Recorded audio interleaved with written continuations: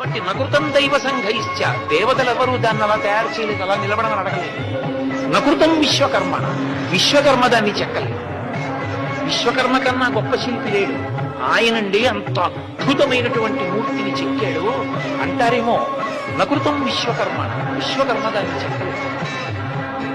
స్వేచ్ఛయా క్రీడతే తత్ర, అది విగ్రహాలు మీరు అనుకుంటున్నారేమో, కాదు.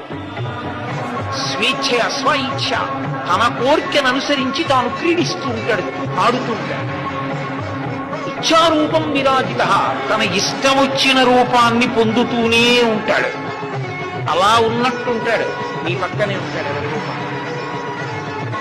అలా ఉన్నట్టుంటాడు. మీకు ఉపకారం చేయడానికి, మిమ్మల్ని ఆదరించడానికి ఎవరిలోనో ప్రవేశించి మీ చెంతకొస్తాడు. శంఖచక్ర గదాపద్మములను పట్టుకుని వస్తాడని మీరు అనుకోకండి. మిమ్మల్ని అనుగ్రహించాలని